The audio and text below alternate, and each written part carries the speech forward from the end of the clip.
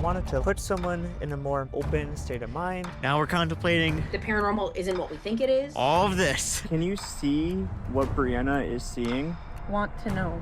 Wearing a headset, doing the Estes Method. Oh my god! That was weird. It's a whole can of worms. Are you serious? What's happening? Remote Contact is now streaming on PARAFlixx Paranormal Plus. Welcome to our podcast, where we take deep dives. Looking at various topics through a paranormal lens. Hi, I'm Ben. I'm Angela. And I'm Bree. What's new with you guys? Oh, nothing. Well, there's something. I mean, there's a lot of things. But Specifically, one specific thing in particular. is that you guys are movie stars now. What? Heck yeah. You have a hit film streaming on PARAFlixx, Paranormal Plus, called Remote Contact. Oh, yes. Sure. We're movie stars. No, I'm kidding. I mean, it's not the first film we've had out, even on Yeah. PARAFlixx, but still. I don't we're not even really the stars of it. So yeah, it was Ben, you did all the work. It was pretty much your thing. Well, But let's I talk feel about like- this thing. Yeah. I feel like we are just the co-stars of this idea Well, of remote contact. yes, the film is called Remote Contact. Is now streaming on PARAFlixx Paranormal Plus. There's a whole landing page on the website that you can check out for free on our website. That is link in the show notes, because it is interactive. You guys can participate. We want you to participate. It's not just a film. It is an ongoing experiment. So let's talk about the genesis of this. I mean, we kind of talk about it in the film. I guess I'll kind of start, and then when you guys come into the story, I'll hand it off to you, so I'm not just speaking for a long time, because I don't want to do that. But as it has been stated in the film and elsewhere for years now, I am like a film geek. I get more film gear than any of us have invested in paranormal gear. Even the paranormal stuff we've gotten has mostly been like FLIR cameras, night vision cameras, ultraviolet like cameras, like filming stuff. And that's been no secret.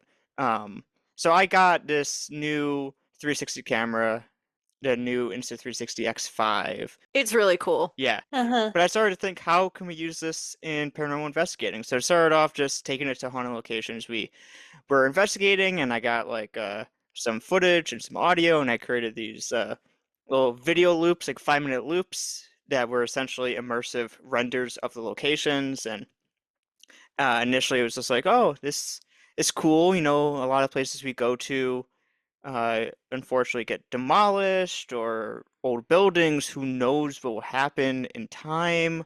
A place that we've investigated in Holly, an antique store, just burned down in a fire a couple years ago. That was top of mind too. So if we can at least preserve history in a way and document these properties, that would be cool. But then we started accumulating. I think at the time we started this project, had like 5 or 6 places that we had these immersive video loops of. And I have a Oculus Quest headset, you know, VR headset. So I would put it on, I would look around, and you know, I hear the sounds in, you know, stereo of the place. I could see the place in scale. You know, I kind of set each of these shots up as if it was like the height, your eyesight height of like if you're sitting in the middle of the room. So sitting in a chair is perfect to put on a VR headset and look around, and you're back in the space. So I started talking to you guys, and I was like, we can probably do something with this footage and this headset. Like, we can put on a headset, view these locations. What were those initial conversations? Like, we started going crazy with ideas. Yeah, We had to well, 'cause reel it in you- for this. You had come up for a weekend. We were doing another project, and you like presented this idea of like getting the footage of the 360 of haunted locations or historical locations.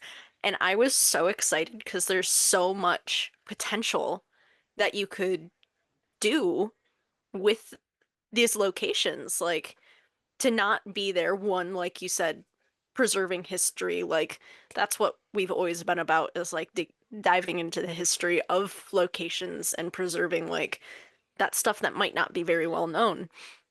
So to one, have actual footage of locations that's like never gonna go away, never gonna disappear. And two, to be able to use um 360 footage in some sort of capacity for paranormal investigations was such a thrilling idea for me. Like, I think we talked about it for several hours. Like, just the possibilities are limitless, really. They really are, and I think it was important to like reel it in because I can get carried away with ideas. Yeah. This was evidence that like if we didn't have like a simple plan, because this is weird too. Like no one's done this before. In the film, I talked to a group that's done like remote like dual Estes sessions before, like using like FaceTime and Messenger and stuff, but like no one's done like 360 VR virtual stuff to the best of my knowledge. Yeah. Um, so if we start talking about all this weird stuff and trying to explain what we're doing and then going a million directions and like a kid in a candy store, wild, happy, uncontrolled puppy, you got a couple of those, Brie. Um, Just you know, one. just one. But it would have been chaotic and it would be unfocused because that's kind of how our brains work, but that Yeah, doesn't if you always couldn't translate to tell film. by the, flow of our podcast. Flow? There, yeah. I'm Anyways, confused. Angela's like never it's heard of flow. What?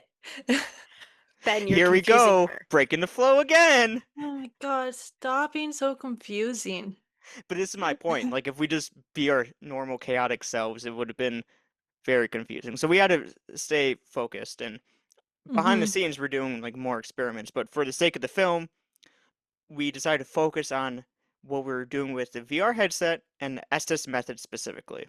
So I'm going to play a clip right now from the film where we describe the Estes method is so that we don't have to just repeat it for the 5 millionth time.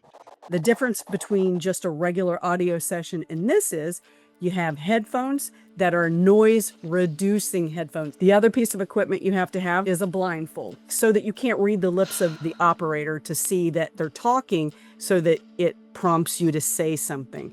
So that receiver has no idea what the operator is asking, where they are, anything. They just are basically sitting in a dark cocoon and then they spout out whatever it is they hear either in here or coming through those headphones. Okay, so that's the Estes method. We all know here what it is, right, Angela? Yep. Okay, not confusing What, you you think anymore. I don't know what that is?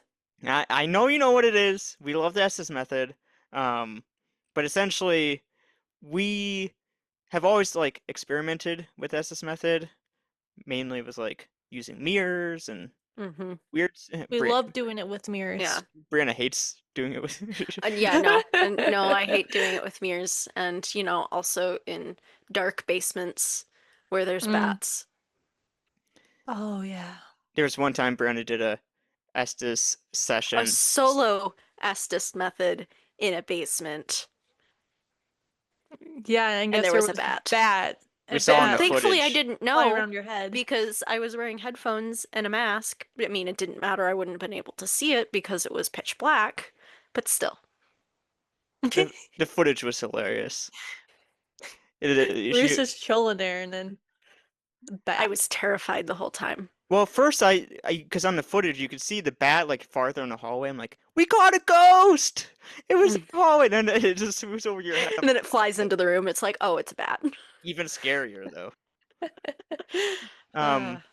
But anyways, we started continuing to tinker with the Estes method by swapping the blindfold. 'Cause traditionally, it's you do the spirit box with a blindfold and headphones. We decided to swap the blindfold for a VR headset that was playing an immersive 360-degree render of a haunted location that we have been to and investigated. And initially, it was just like a fun thing. But then we started getting responses that had more to do with the place we were viewing in the headset, because these are all places we knew intimately, right? Yeah. That we've investigated before numerous times. That was intentional, on our part. We started getting responses that had more to do with the locations we were viewing than the locations we were at. Yeah.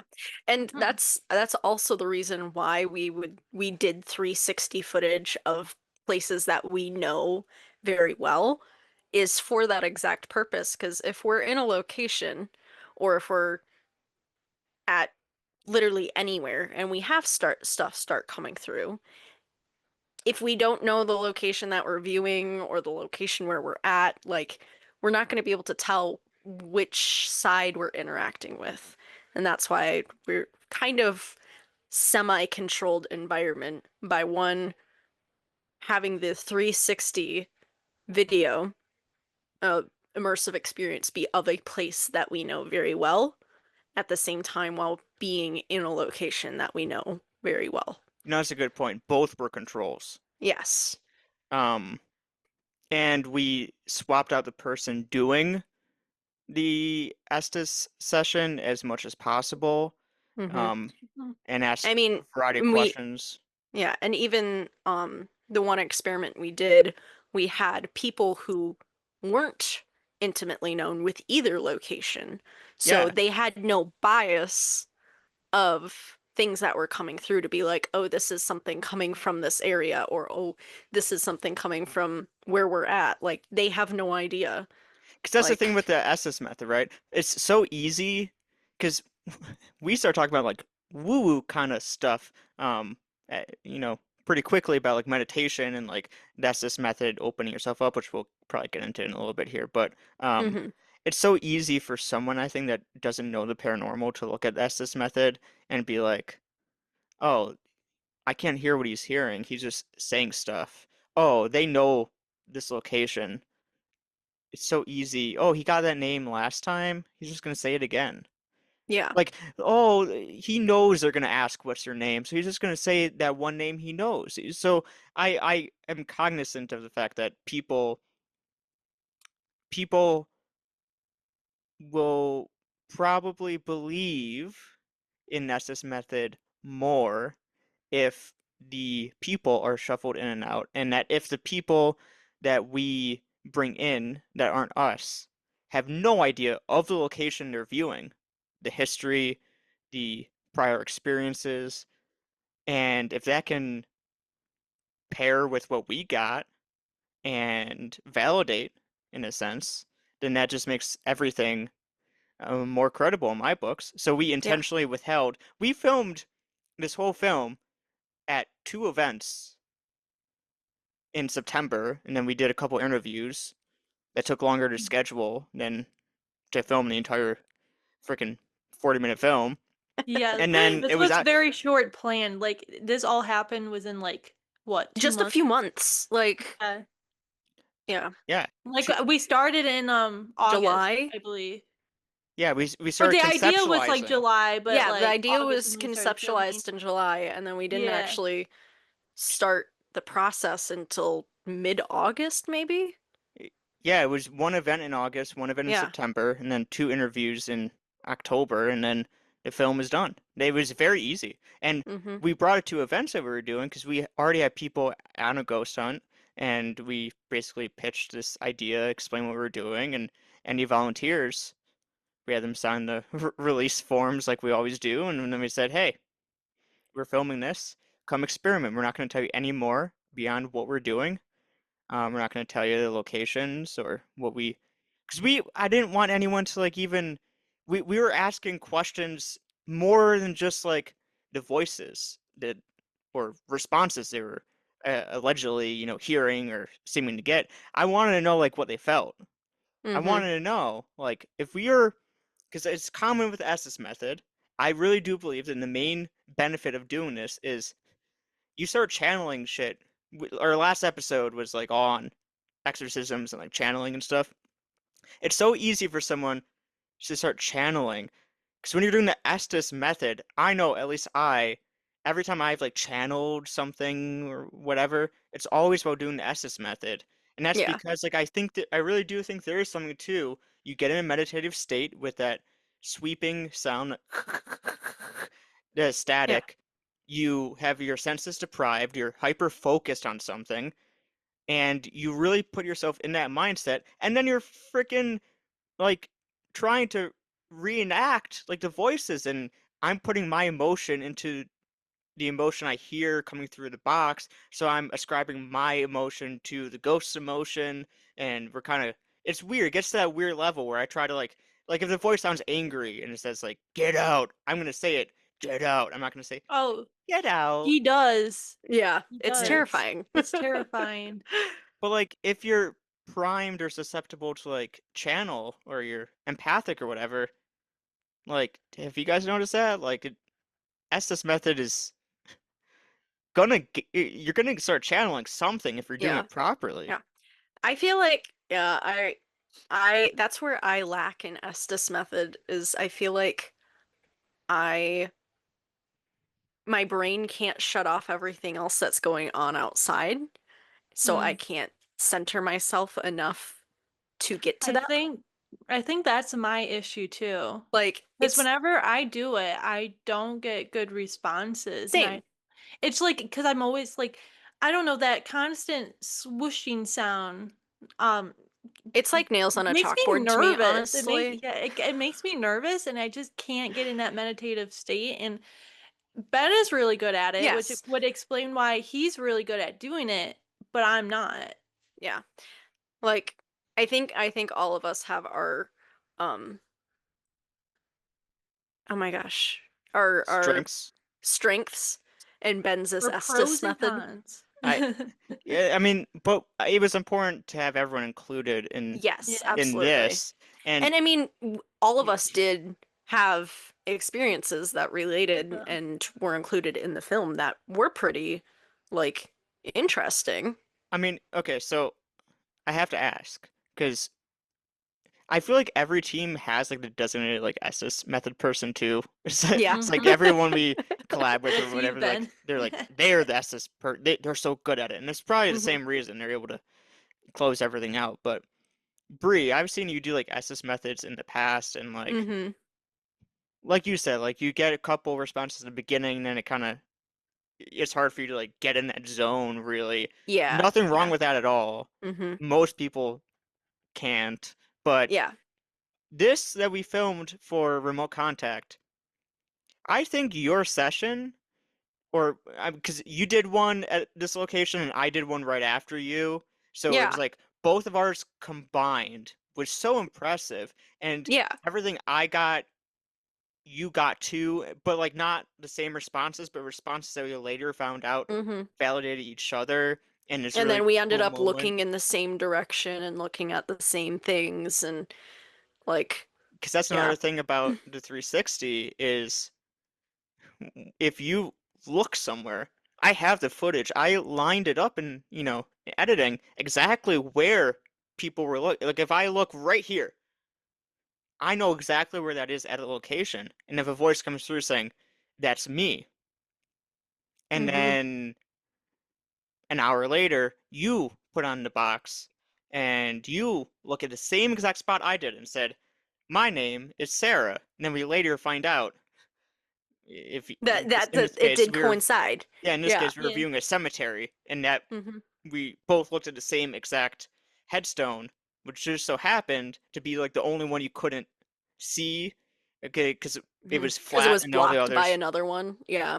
It was, yeah, it tipped over. It was Yeah, so flat. it's flat on the ground and behind another one, and the name was Sarah. So that's just one example, and there were so many examples during each of our sessions back to back that validated that we were looking at the same spot, talking about the same thing.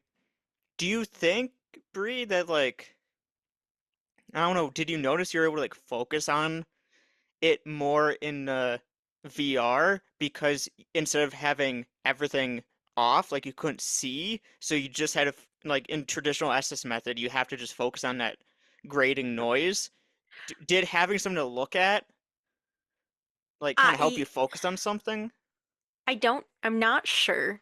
I don't know what was different about, honestly, it wasn't really all that different from any of my other Estes methods that I've done. Like, I still had that sense of like I could hear things outside of the Estes method that wasn't necessarily like the audio from the location either.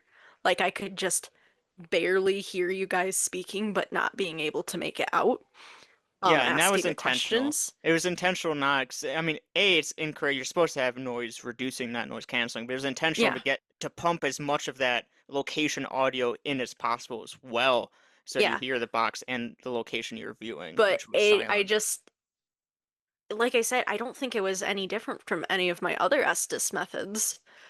And I feel like that just makes it more like valid because it it was the same as any of my others. That's definitely interesting. In every session we filmed for this doc was like everything seemed to correlate, and it got less and less like each voice, each response matters, and it got more and more. Let's lean into like the meditative angle of this, which really culminated at MadCon with the resonance chamber that I was very fortunate to experiment with for the first time. And that was a Mhm. pretty pivotal part of the doc, I think, because for the first time, for anyone that is unaware, the resonance chamber is this incredible meditation chamber built by Lauren Hans, and it's currently housed at the Madison Seminary, which is one of our favorite places to investigate. And there's a 5-minute guided meditation option, which I realized fit very well with the 5-minute video loop I created of these places. And since we were already in the mindset of like, we're getting more in a more meditative state, is this why we're having these they were bordering on like remote viewing experiences. So let's really lean into this meditative angle and drop the SS method entirely. And instead, what we're pumping into our ears is Lauren's guided meditation in this chamber. So I'm in this chamber with a guided meditation going in my ears instead of the spirit box to put me in a meditative state while still viewing the same location we were viewing doing the SS method sessions. If that makes any sense. Yeah. Yeah. Oh, sorry. I zoned out for a second. Daisy distracting you? No, my I cat saw her is. up. Oh, it was your Yeah, cat. it Your was cat? Yokai. Yeah, he Oh, was like yelling for some reason. Meow. Anyways, oh, sorry. okay. Glad that makes But sense. yes. Okay. Yes, it does make sense. So that got really interesting doing that. So I guess I don't want to spoil that though. So, um, Yeah, it we've you been had some talking for like crazy things happening for yeah, that. we've been talking Mhm. for like 20 minutes. And finally we've reached the point where I'm gonna say just watch the film to get more info. We've like Yeah. kind of dropped a couple spoiler, but like listen, it's a Nothing 40-minute, major or nothing major, anything. Yeah. intentionally, because you should watch this film. It's streaming on PARAFlixx. It's 40 minutes Yes. long. That's a short episode of this podcast. And if you can listen to us babbling on about the dumbest things, sandwiches, cheese layers, what other Hey, dumb those shit? were very good Owls, episodes. They don't owls. you're only listing the episodes that I came up with, Oh. and I thought those topics were amazing. I didn't actually realize that. That was not targeted. I was just trying to think like we spent an hour talking about like cheese layers representing ghosts, and then we spent like maybe 20 minutes talking about exorcisms. It's like no other podcast does that. Um, my whole point was if Oh, you can listen to an hour of cheese layers, you oh can my you god. can watch 40 focused minutes of this like I don't want to say groundbreaking because like I'm it's I I'm humble, I promise, but this innovative project that we kind of put together. So you can do it. 40 minutes, that's nothing. Yeah. Mhm. Mhm. So It's all filmed with the 360 camera too. yeah, it's all filmed with the 360 camera, and a couple times we took out our phones. Yep. So it's really funny because like, so we did the web series, right, in Mm-hmm. college. That was like Yeah. 200 something episodes. They all had like the same flow, and then the web series was capped off with a trilogy of short films that screwed around the country. Those all, I consider them a trilogy. They all had their same little aesthetic and vibes, and the black and white cinematic little vignettes with like little musings and Mm-hmm. waxing poetic, and they all ended with poems. And so the first 2 minutes of this film, black and white, contemplative music, really feels like we're just continuing down that same afterlife road. But then it just the rug gets pulled out under you, and there's no more art, there's no more cinema, there's no more poetry. It's just 40 minutes of we have our phones, we have a 360 camera, we're gonna just document and just documentary style explain this project we're doing, and then Mm-hmm. end on a note of we don't have the answers. We filmed this over the course of like 2 events Yeah. a month. Yep. We aren't gonna distract and detract from the main point by we're already talking about weird stuff that we want you to participate in, so we're not going to Yep. wax poetry and make it any weirder than it needs to be. We're going to keep it simple, and we're just going to put it out there. So Yeah.